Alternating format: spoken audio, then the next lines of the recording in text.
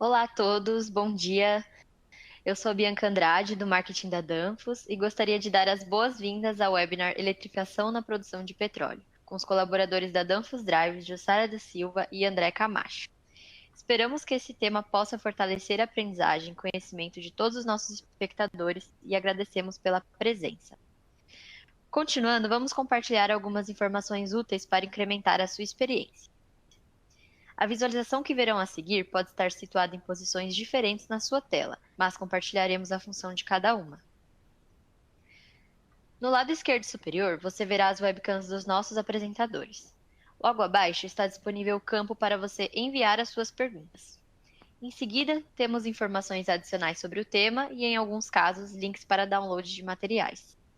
Centralizado, você verá a apresentação. Você poderá deslizar aumentando ou reduzindo esse campo. À direita estão disponíveis as informações dos nossos palestrantes. Você poderá entrar em contato com eles no e-mail que está disponível ou agendar uma reunião com o time de vendas enviando o e-mail. Também estão disponíveis os tópicos para você compartilhar este webinar em suas redes sociais e se inscrever em nossa newsletter. Na parte inferior da sua tela, você poderá personalizar a sua experiência. Também estão disponíveis os tópicos de reação, a pesquisa de satisfação e o certificado. Pedimos que, ao finalizar o webinar, respondam à nossa pesquisa de satisfação, que estará visível em sua tela. A sua opinião é muito importante para nós. Não se esqueçam também de fazer o download do seu certificado de participação ao finalizar esse webinar. Agora, passo a palavra a Jussara para que possa seguir com a apresentação. Bom dia a todos. Meu nome é Jussara, sou especialista de vendas da Danfoss no Brasil. Estou aqui com meu colega André Camacho para compartilhar um pouquinho com vocês a nossa experiência explicitamente no tópico eletrificação para a produção de petróleo. Tá? Eu vou abordar bem o tema descarbonização e meu colega vai dar detalhes detalhes técnicos da aplicação em si. Tá? Vamos iniciar apresentando a Danfoss. A Danfoss é uma empresa, uma multinacional dinamarquesa, ela veio da inovação. Tá? Klaus Madsen, que é o fundador da Danfoss desde 1933, ele transformou a empresa, oriunda de uma empresa individual, ao líder mundial. Tudo isso ocorreu graças à política e o foco em engenharia e inovação. Existe uma frase bem forte aí do Mads Clausen, que é: se outros podem fazer, nós também podemos. Se outros se outros não puderem, nós ainda temos uma chance. O que oriunda a nossa política de Engineering Tomorrow, então investimento em engenharia para inovação. Para vocês entenderem o que é a Danfoss hoje, vamos mencionar os primeiros produtos oriundos da empresa. Então, em 1933 e 1943, foram dois produtos importantes que originaram aí o Climate Solution, a válvula de 33, em 1943 aí o primeiro termostato radiador. Em 1961, o motor orbital, negócio hidráulico com motor orbital. E o Drives, que é o segmento aí que nós atuamos diretamente. A Danfoss, ela foi a primeira empresa a executar aí a fabricação em massa dos drives, dos conversores de frequência. Tá? Então, dessa linha de produtos, ela originou as nossas unidades de negócios. Então, hoje, a Danfoss ela está dividida em três segmentos. Seria a Danfoss Power Solution, que ela tem aí uma receita de 5,1 bilhões de euros. A Danfoss Climate Solution, que ela tem aí uma receita de 3,2 bilhões de euros, e a Danfoss Power and Electronics and Drives, que ela tem uma receita aí de 1,9 bilhões de euros. Hoje, apesar de descarbonização ser um tema que envolve todas as unidades de negócio da Danfoss, o nosso tópico hoje será eletrificação, seria voltado para a linha de produtos Danfoss Power Electronics and Drives. Kim Fausen é o nosso CEO presidente, né? Então, essa é uma frase explícita em todas as nossas redes sociais, e toda a equipe, todo o time da Danfoss tem em mente. Nós continuamos a fazer investimentos ousados na nossa estratégia de crescimento verde. Então, além de todo investimento em inovação, é sempre voltado para uma estratégia de crescimento, considerando aí a sustentabilidade. Só para vocês terem ideia do quão é o investimento que a Danfoss tem hoje no mundo, né? Então, você tem aí duas alas do investimento orgânico. Então, no primeiro gráfico, eu mostro aqui quanto a gente tem a Danfoss, ela investe em pesquisa e desenvolvimento, né? Então, aqui é em torno de 4,5%, né, da receita líquida, ela é destinada à pesquisa e desenvolvimento de novos produtos e novas soluções para os nossos clientes. Mas não bastando o nosso desenvolvimento em pesquisa e desenvolvimento, a gente tem um investimento em CAPEX, né, que seriam ativos, né, excluindo as fusões e aquisições, né? Que também aí giram em torno de 4,5% aí da nossa receita líquida, né? O inorgânico é que nessas pesquisas e desenvolvimento, nessa busca de solução contínua para os nossos clientes, algumas aquisições de outras empresas são necessárias. Então, uma vez que desenvolvemos um produto e para uma solução específica existe algum partner, algum parceiro de negócio que é importante para a Danfoss adquire para construir o portfólio de acordo, buscando a solução customizada para os nossos negócios, né? Então, aqui exemplificando, hoje nós temos aí aquisição da Vacon, Sondex, a Eaton Hydraulics, né? E é um ponto um exemplo bem importante aí, a Semicron, que são os fabricantes de semicondutores. Na ocasião da pandemia, houve uma crise mundial de matéria-prima, semicondutores, né? Então, o principal principal player aí na fabricação seriam os semicondutores. Então, a Danfoss adquiriu a Semicron. Isso é só um exemplo de quanto a Danfoss investe aí para a gente poder construir um portfólio adequado para atender aí todas as inovações e todas as oportunidades que a gente encontra nos nossos clientes, tá? Hoje, aqui em resumo, a Danfoss, a nível global, nós somos 42 mil funcionários. Esses 42 mil funcionários estão desenvolvidos aqui nos nossos segmentos oriundos daquela linha de produtos que eu apresentei, Drives e Climate Solution. São 97 fábricas no mundo, nós estamos em 100 países, e nós temos uma receita anual de 10,3 bilhões de euros. Nós estamos aí atuando em todas as indústrias, né? Aqui mencionado, vou destacar aqui a indústria pesada, que inclui mineração, e o petróleo e gás, que é um dos tópicos aí, que é o principal tópico aí da aplicação da apresentação de hoje, tá? Então, visando aí já essa política que a Danfoss tem, né, de engenheirar o amanhã, o objetivo é sempre construir um futuro melhor. Um dos tópicos, guidelines, os guias que a gente tem, é a descarbonização dos nossos clientes e a criação de valores a longo prazo. E só exemplificando aí o quão importante é esse investimento em eficiência energética, né? Esse gráfico aqui apresenta os ganhos globais que conseguimos aí com a eficiência energética, né?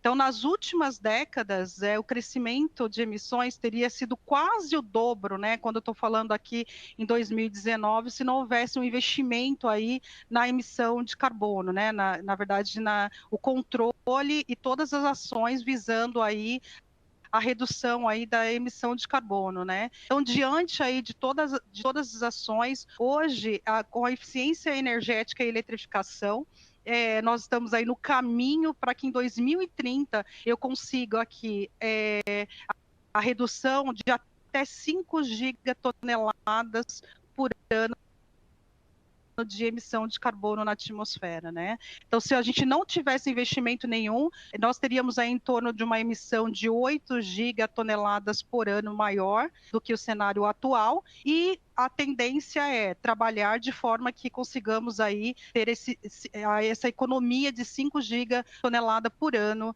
de redução de emissão de carbono.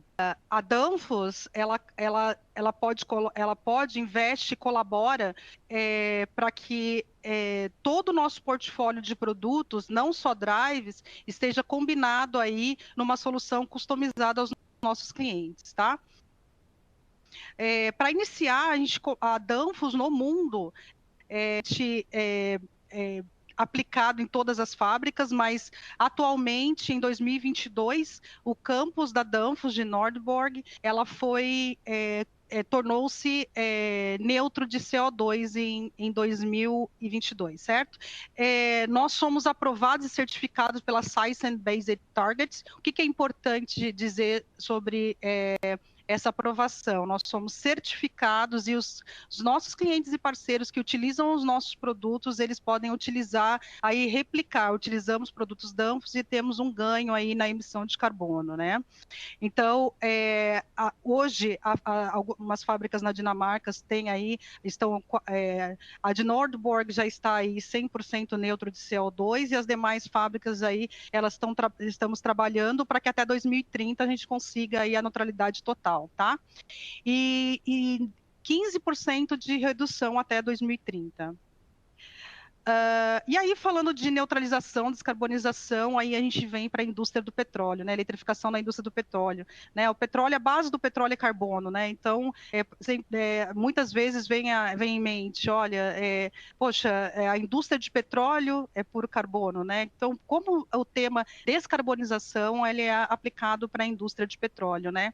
Então, primeiro aí, para dar ciência a todos no mercado, o quão o tema descarbonização é atual e aplicado em todas as indústrias, inclusive do petróleo, eu selecionei aqui a frase do presidente da Petrobras, no qual ele declara no site da Petrobras que o compromisso da Petrobras de contribuir de maneira incisiva no processo de transição energética, né? Cada avanço em direção ao uso de fontes de energia limpa, a captura e armazenamento de carbono e ao investimento em descarbonização estão criando um futuro em que a economia próspera em harmonia com o planeta. Então, mesmo sendo produtores de petróleo, existe toda a política e a preocupação com a descarbonização.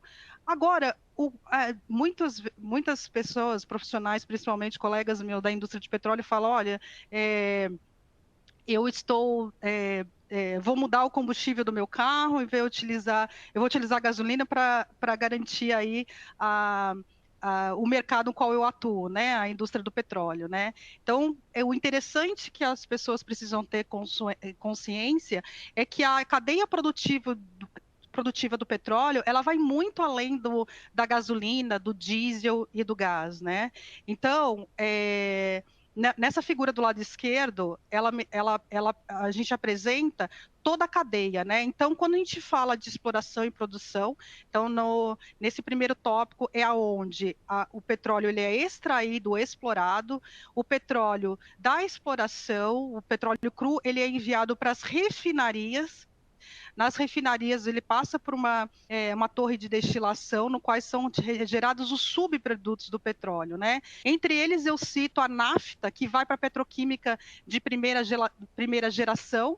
Essa petroquímica de primeira geração, ela faz outros subprodutos, então, outros subprodutos do petróleo, que eles são circulados para a petroquímica de segunda, terceira geração. Então, a cadeia de petróleo envolve os utensílios plásticos, mamadeira, chupeta, copos, os cosméticos, né? Então, a gente tem shampoo, óleos, tinturas, cremes de cabelo, 80% desses produtos são provenientes, constituem de produtos oriundos do petróleo, né? A própria borracha sintética, né, que substitui aí o látex, então que é hoje utilizado aí nos artigos esportivos, tênis, pneus, só por uma curiosidade, aí um pneu demanda o equivalente a 8 galões de barril de petróleo, né? A parte de medicação, né? Então, os analgésicos, né, contém benzeno derivado do petróleo. O asfalto, também sai aí da torre de destilação, né? Então, junto com outros materiais, está no dia a dia nosso da construção civil. Os tecidos sintéticos, nylon, acrílico, e nos próprios alimentos, né? Os corantes, os flavorizantes, conservantes diretamente, né? E indiretamente a gente tem aí os fertilizantes artificiais e pesticidas. Então, a indústria do petróleo vai muito além da gasolina, diesel e gás, e está no nosso dia a dia. Então, quando a gente fala em descarbonização, vai muito além do que o impacto da redução da utilização dos combustíveis, né? Aí a gente vamos comentar um pouco da eletrificação na produção de petróleo, né? Então, inicialmente, quando aqui eu tenho representado a, a produção, o tempo de vida de um poço de petróleo, né? Então, nessa fase que encontra-se em verde, você tem aí quando o poço é novo, né? Então, ali o próprio fluxo de petróleo, ele praticamente ele jorra sozinho, né? Lógico, mas nesse caso, quando o poço ele é realmente novo, né? A partir do decorrer da exploração do petróleo, né, você vai tendo uma queda aí de produção, né, e ele atinge um estágio que eu preciso ter um acionamento mecânico para que eu consiga explorar, né? Essa primeira fase, normalmente feita, é o conhecido como gas lifting, né? Que é nada mais do que a injeção de gás no poço, resumidamente, para que eu possa aí elevar o petróleo, né? Porém, quanto mais tempo de vida tem o poço, quanto maior ele é explorado, eu exige mais pressão para que eu consiga, mais força para que eu consiga extrair esse petróleo. Então, nessa fase, a tecnologia ela tem que ser modificada, tá? E essa tecnologia ele acaba sendo o artificial lift, né? Então, normalmente é a aquisição de uma bomba que faz essa extração do petróleo, né? Então, a eletrificação na indústria do petróleo, ela inicia-se e nessa fase de gas lifting, onde o poço ele já vai ficando mais velho, né? Para a necessidade do artificial lift, que seria a elevação artificial para conseguir aí a produção do petróleo. E como determinar a tecnologia que eu vou utilizar para fazer essa exploração? Então, na verdade, nós temos aqui um resumo, né, de como a gente determina aí qual a tecnologia a ser usada, né? Então, a bomba de cavidade progressiva, né? Então, eu tenho aqui, de acordo com a profundidade do poço e quanto eu quero de produção, eu posso selecionar aí qual a tecnologia a ser usada, né? Se vai ser a bomba de cavidade progressiva, se vai ser o cavalo de pau, ou a própria hidráulica, a elevação hidráulica, a própria bomba submersível, ou o gas lift, né? Que seria a elevação por gás. Então, nessas aplicações, a eletrificação ela está presente diretamente no acionamento dessas bombas, né? Ou dessa elevação artificial, né? Então, a gente tem a bomba de cavidade progressiva, a gente tem o bombeio mecânico, o famoso cavalo de pau, no próprio drilling, na própria perfuração, nós temos eletrificação, e na bomba submersível, né?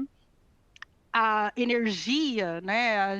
A Danfoss, ela trabalha, na verdade, a política da descarbonização e da responsabilidade aí, da sustentabilidade do planeta, né? A energia mais verde é a energia que não usamos. Então, todo investimento é feito, primeiro, para a energia alternativa e segundo, que quando é necessário, no caso da eletrificação, quando é necessário o uso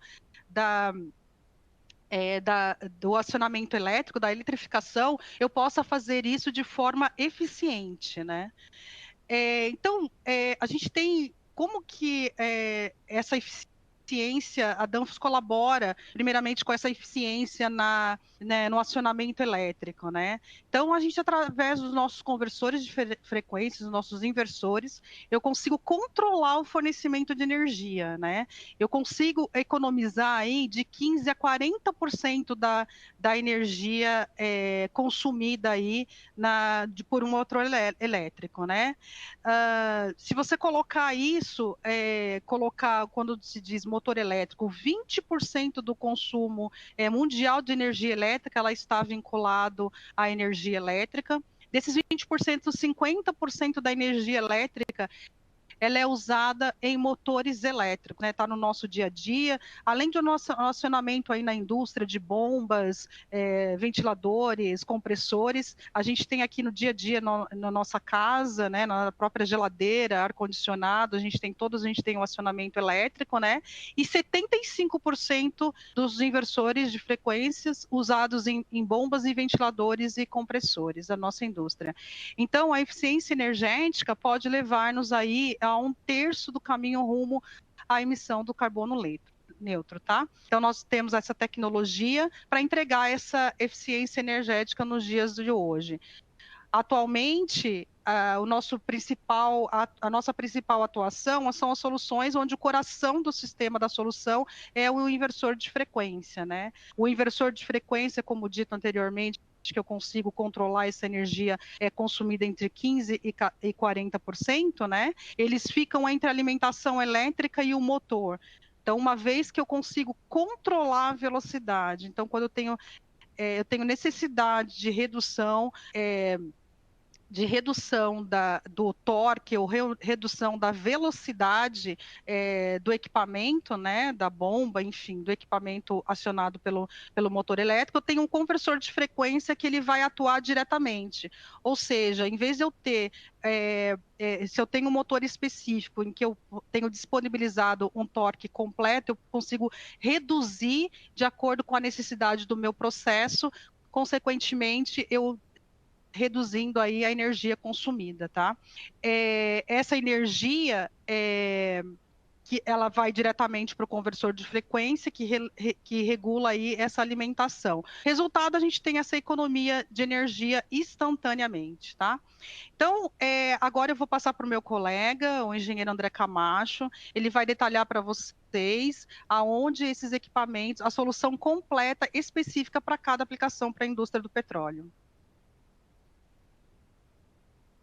André.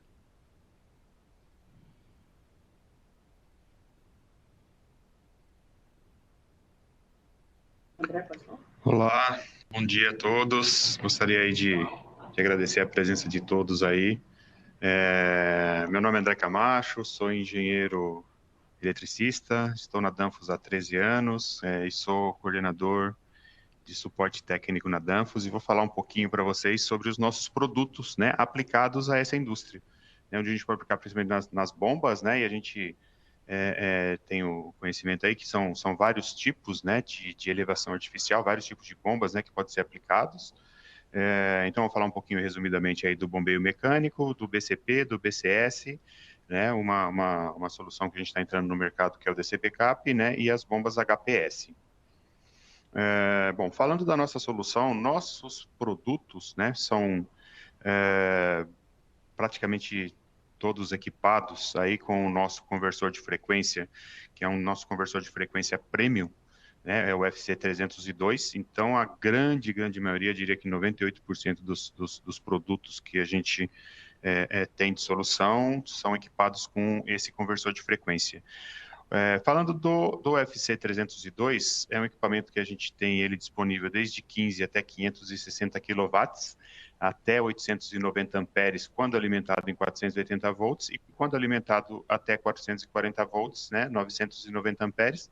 Tensão de alimentação sem regulação, né, de 380 a 500 volts. Modo de controle vetorial e flux vector, vetorial de tensão, né, resumidamente, e o vetorial de corrente. E cada um deles com as suas peculiaridades, né, com as suas funções, sempre melhorando aí o tipo de controle do inversor.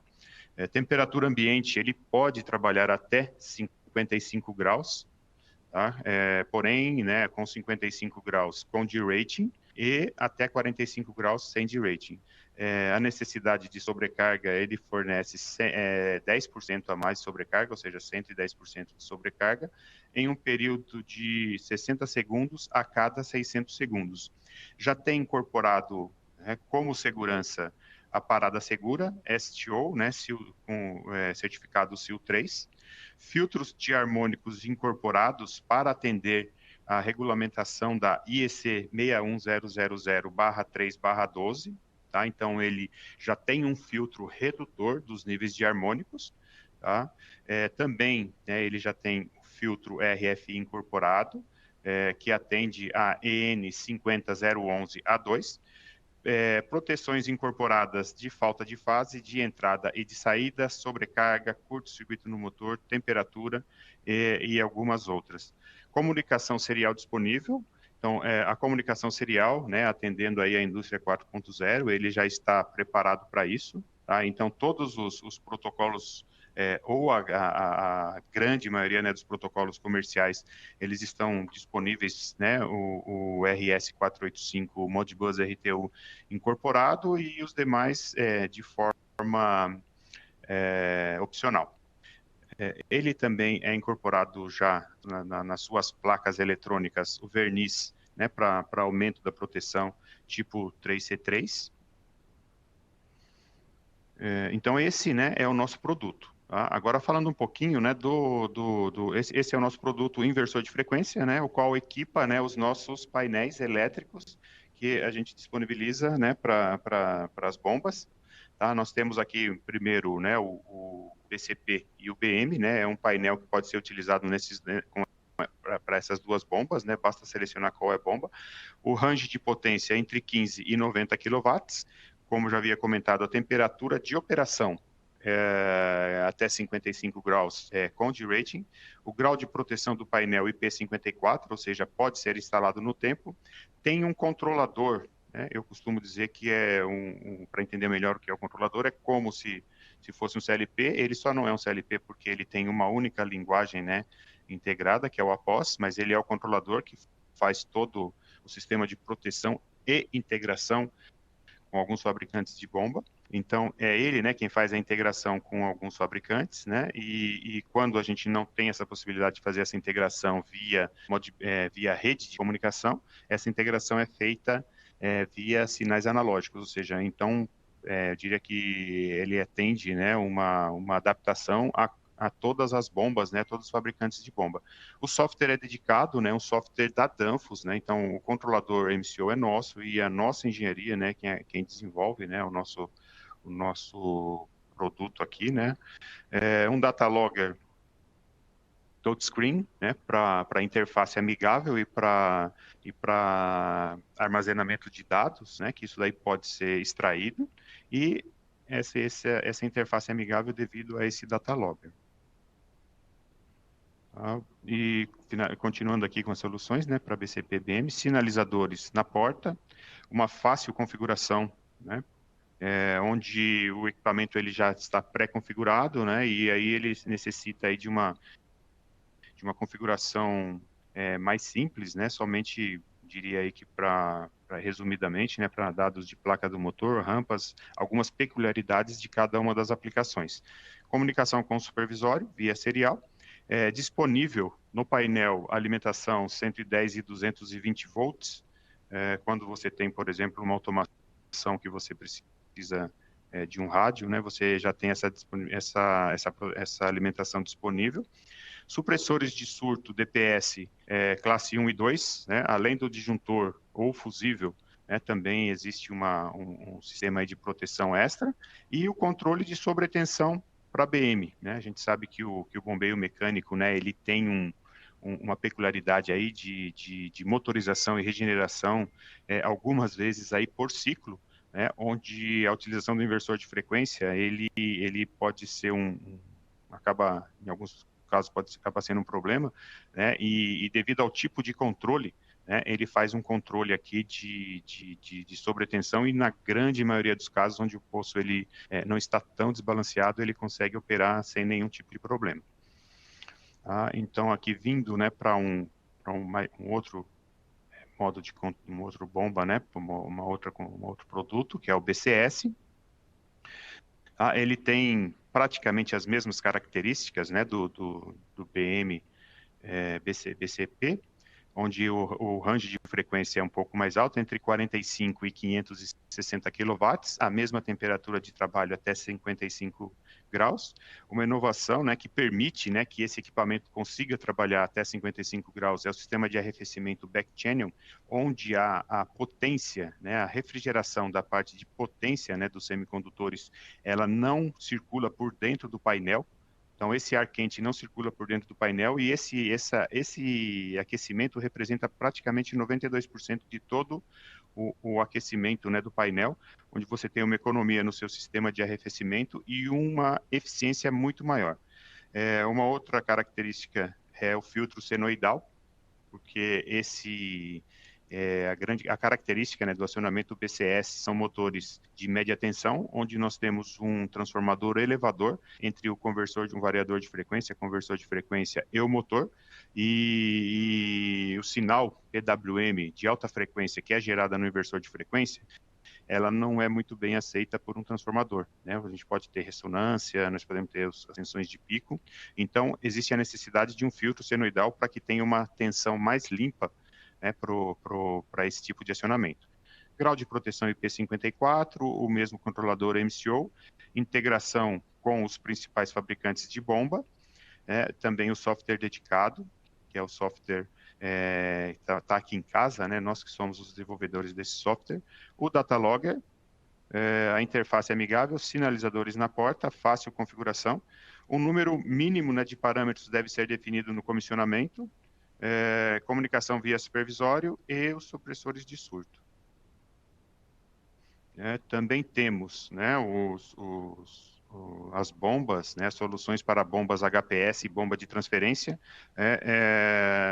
Nós temos, nesse caso, né, nós temos dois modelos. Né? Nós podemos fornecer simplesmente o painel para acionamento, onde o conversor de frequência ele é simplesmente escravo no sistema, tá? Onde todo o sistema de proteção e referência e referenciamento da bomba ela é feito por um sistema externo, né, um supervisório, um sistema de controle, um CLP externo.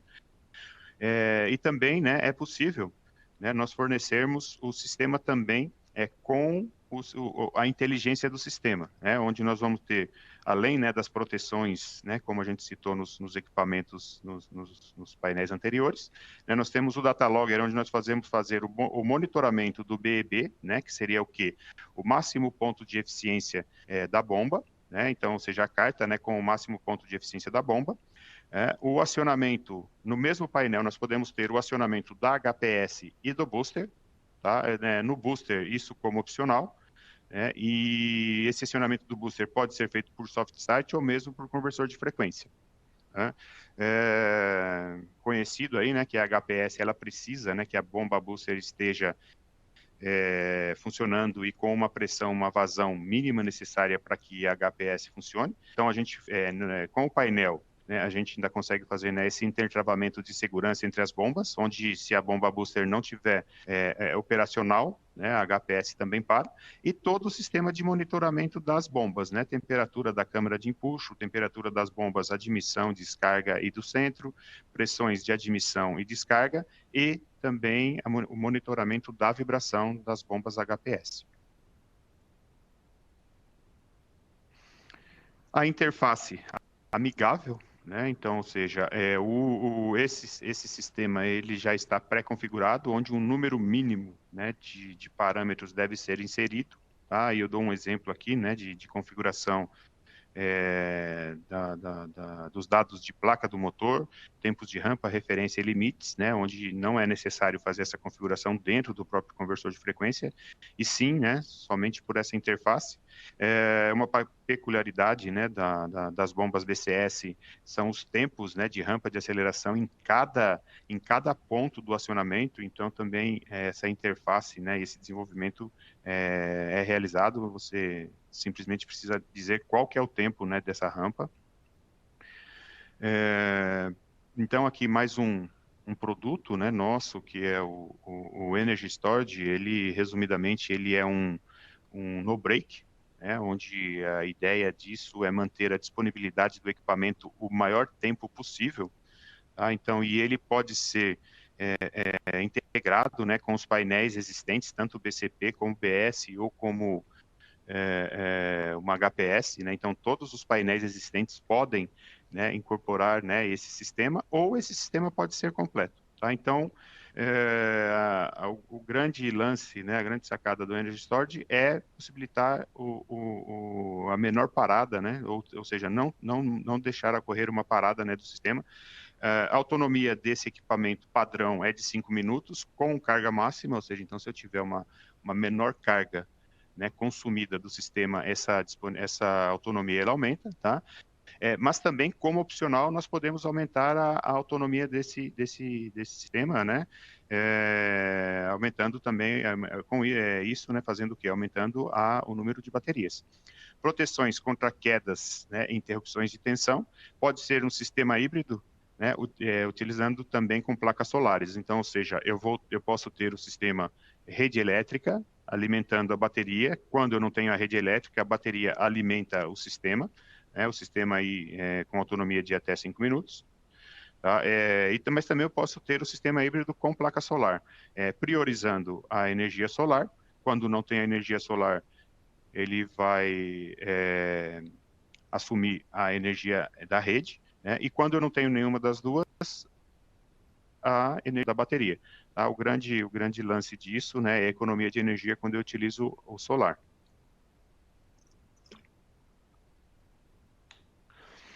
Por que utilizar, né, o DC Backup? A gente sabe que em sistemas de elevação são muito sensíveis, né, à queda de energia, e às vezes uma interrupção muito rápida, né, de às vezes até 500 milissegundos, isso já provoca uma parada do sistema. E por característica, né, esse sistema ele não deve, né, e não pode ser restabelecido instantaneamente, né? Devido ao efeito, né, do backspin, de escoamento da coluna de fluido, essas paradas podem durar aí, sei lá, de 10 minutos até, às vezes, horas, né? Então, quando nós temos essa queda de energia que dura aí de 500 milissegundos até os 5 minutos, né, ela não vai ser sensível para o sistema. E, né, como os sistemas normalmente são locais remotos, locais longes, né, longínquos, e o sistema, né, de alimentação, devido a isso, né, acontecem vários fenômenos, como o fenômeno, por exemplo, né, de final de rede de linha. Então, é um sistema bem aceito, né, bem inteligente para isso daí. A disponibilidade máxima, né, do equipamento é uma chave forte, é uma forte chave, porque, né, parou a produção, né, parei, né, o meu ganho, né, então, ou seja, às vezes 2 horas, 3 horas, isso daí parado, já acaba justificando o investimento. Garante uma energia estável para o processo, né, a operação acaba sendo contínua. A tensão do link DC, ela é monitorada, né, e mantida, controlada, né, controle de sub e sobretensão. O armazenamento de energia como fonte redundante, e evitar, né, a utilização de geradores em carga parcial. Aqui um sistema, né, onde a gente tem somente o painel comum, né, onde nós temos a rede de alimentação, o inversor AC e o motor, tá? Sem a utilização do DC Backup. Quando eu perco a alimentação, eu perco o motor também. E aqui, né, nessa animação, eu estou vendo um sistema com o DC Backup, né, onde eu tenho alimentando pelo barramento DC do próprio inversor de frequência o inversor DC-DC. Né? Esse inversor DC-DC, ele carrega o banco de baterias, né? E quando eu estou com a rede normal, né, o conversor normal e o carregamento das baterias de forma normal. Quando eu perco a alimentação, né, eu perdi a alimentação, entro em falha, porém, esse sistema ele vai ser alimentado pelo DC Backup, ou seja, o meu motor ele continua em operação. Tá? E para um sistema onde eu tenho que ter mais autonomia, né, basta adquirir, né, mais baterias, né, para o mesmo sistema, e a bateria vai determinar a minha autonomia. Tá? Então, onde eu posso utilizar? Em qualquer painel que eu tenha o inversor de frequência. Né? O DC Backup ele vai manter a operação contínua e ele pode também ser montado ao tempo. Tá? Onde utilizar? Né? Onde eu tenho problema de qualidade de energia, interrupções curtas, né, de até 5 minutos, óbvio, né, se a gente estiver trabalhando com a potência máxima. Se essa potência máxima for reduzida ou se eu aumentar o número de baterias, eu aumento também a minha autonomia.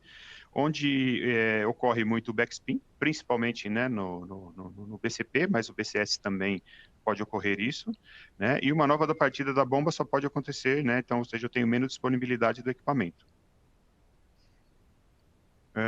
A solução DC Backup pode ser conectado já direto, né, no conversor. Ele está ligado no barramento do drive para fazer esse controle. O banco de baterias mantém a não interrupção da energia. Durante a operação normal, o carregamento da bateria é de forma lenta, ou seja, sem danificar o DC do drive. Tá? Então, no break, né, de baixa potência, mantém o circuito de controle também funcional. Então, aqui, né, um exemplo, né, de um painel completo, onde eu vou ter o variador de frequência, eu vou ter o conversor DC-DC, que vai fazer o controle de carregamento das baterias ou de fornecimento de energia para o VFD, e o meu número de baterias.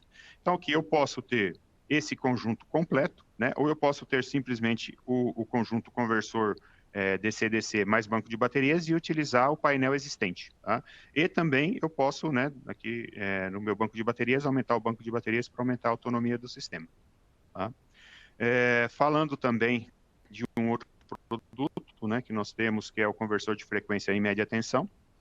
Tá? Então, nós temos o conversor de frequência, o Vacom 1000, né, com um range de tensão desde 2.4 até 13.8 kV, né, de alimentação, e motor 2.4 até 11 kV, potência até 12.8 megawatts, topologia multinível, eu vou falar um pouquinho mais aqui sobre isso, e também sobre o transformador isolador.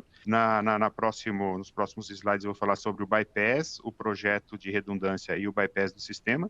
Muito baixo nível de THDI, né? Então a distorção harmônica é muito baixa, alta eficiência, maior que 96%, controle vetorial, ele pode tocar tanto o motor assíncrono como o motor síncrono, baixo conteúdo harmônico também para o motor, ou seja, o baixo nível de DU/DT, controle vetorial, controle escalar, gabinete padrão IP31, porém podendo ter IP42 como opcional, principais protocolos de comunicação disponíveis, faixa de frequência entre 0 e 75 Hz, IHM padrão de 7 polegadas, podendo como opcional 10 polegadas, e os padrões de certificação, os principais aí do mercado, europeus e mercado americano, e tanto o mercado brasileiro também.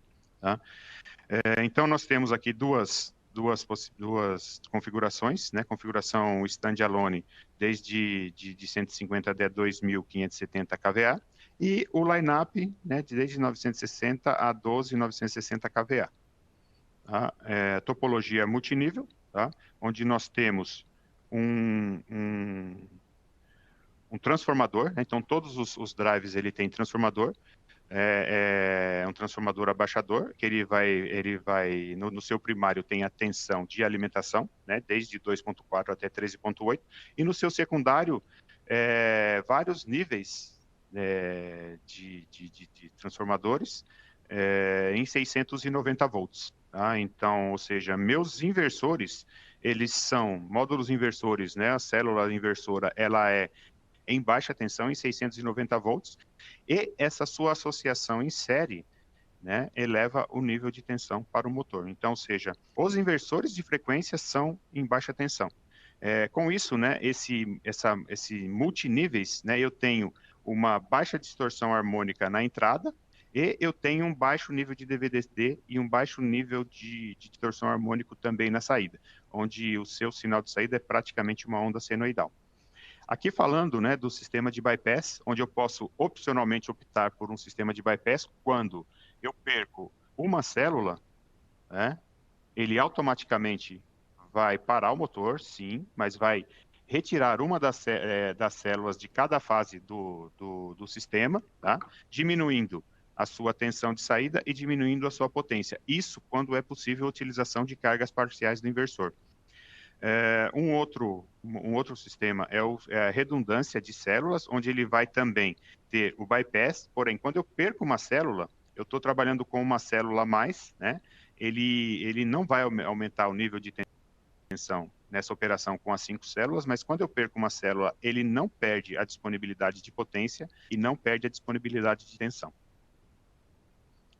Tá? Então, eu tenho mais 2 tipos, né, de sistema de bypass eletrônico, né, onde eu posso ter, em um exemplo, né, que eu tiver a perca, né, a não disponibilidade do variador de frequência, eu utilizo ele como partida direta. Então, seja de forma manual, né, que é a primeira forma, ele vai abrir o QS1 e o QS2, que são o sistema de alimentação do inversor, vai fechar o QS3, né, e permitindo que feche o sistema de alimentação direta para o motor.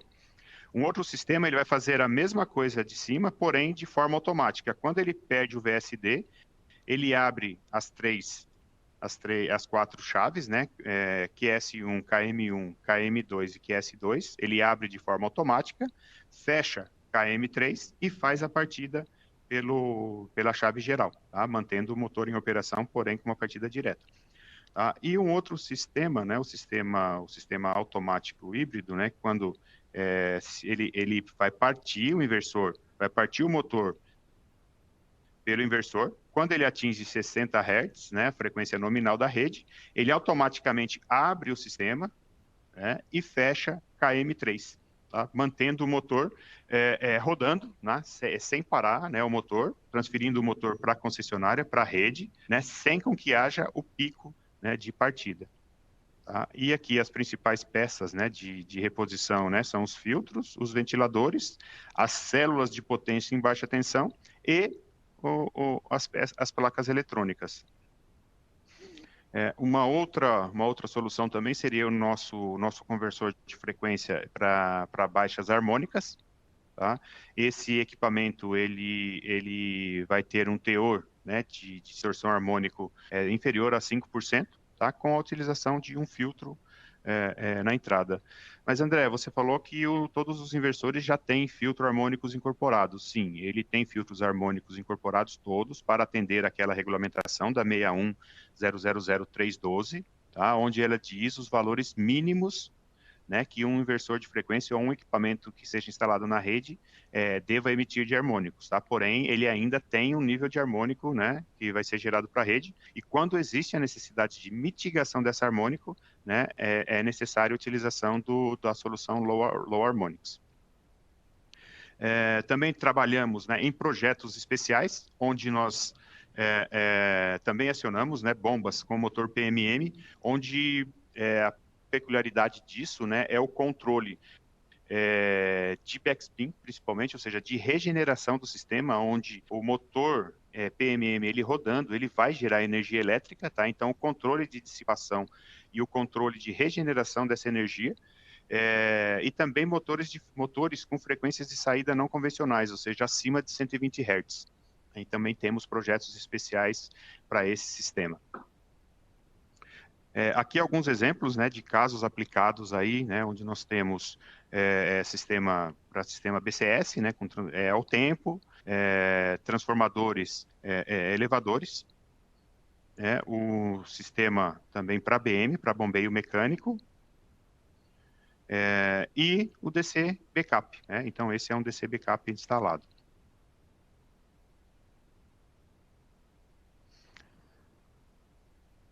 Bom, pessoal, o que eu tinha aí para apresentar é isso, tá? Agora gostaria, né, de dar uma olhada aqui se temos algumas perguntas aqui para a gente poder bater um papo, né? Enviem as perguntas para vocês, de o que vocês têm, os questionamentos.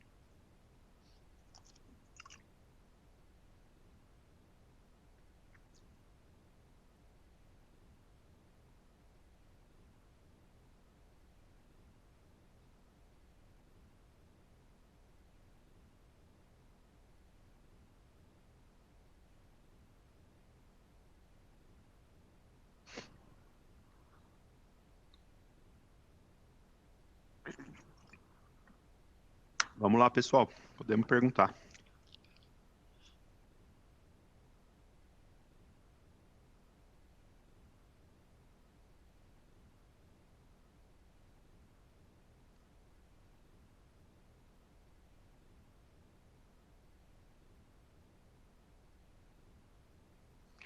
Esperamos mais um minuto, Bianca.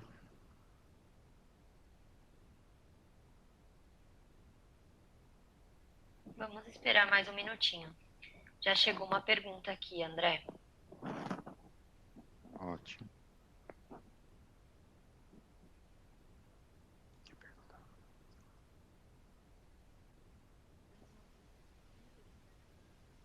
Qual seria a autonomia do sistema energético desse mercado?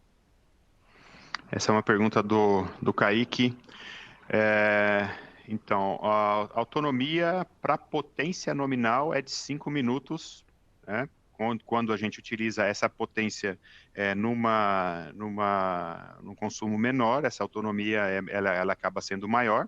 Porém, né, como opcional, nós podemos aumentar a autonomia do sistema. Tá? E a autonomia do sistema, praticamente, ela não tem limite, né? Pode ser 30 minutos, 1 hora, 2, 3, somente com a utilização, né, como opcional de instalação de um banco de baterias maior.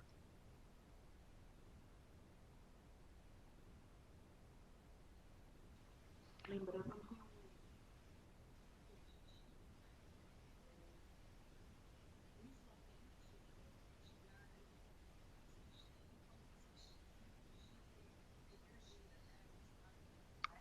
os 5 minutos ele acaba sendo mais que suficiente para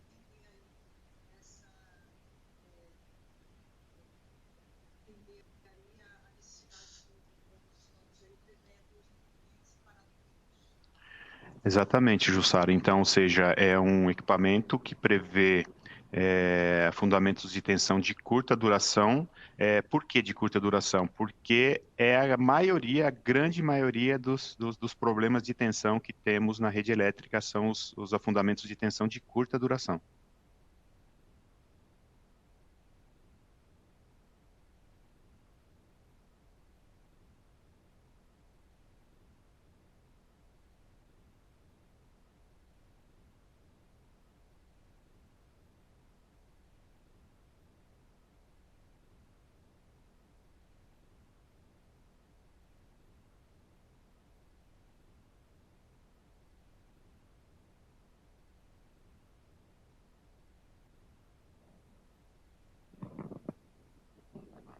Pessoal, para quem não conseguiu ouvir a pergunta que foi feita para o André, a pergunta é qual seria a autonomia do sistema Energy Storage e DC Backup? Ainda a gente consegue aguardar mais um pouquinho para responder as próximas perguntas. Então, se vocês quiserem, podem enviar suas perguntas aqui no chat para o André e a Jussara responderem.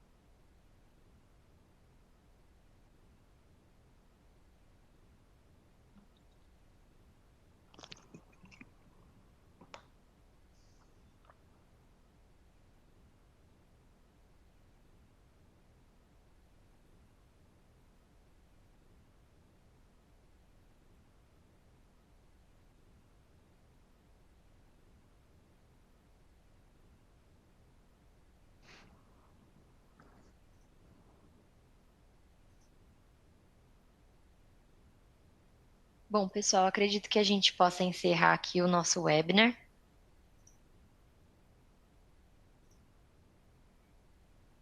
Então, muito obrigada ao André e à Jussara. Nós esperamos que este webinar tenha sido de grande valia aí para todos vocês. E antes da gente se despedir, queria convidar vocês a nos seguirem em nossas redes sociais e também a se inscreverem em nosso canal do YouTube, Danfoss Brasil, onde vocês vão poder encontrar alguns dos nossos webinars gravados, cursos, treinamentos, lançamentos mais recentes e outras novidades. Bom, em nosso site, colocando Revista Solutions na pesquisa, vocês também poderão encontrar a nova edição, onde poderão ver casos de êxito, aplicação de produtos e novidades relevantes.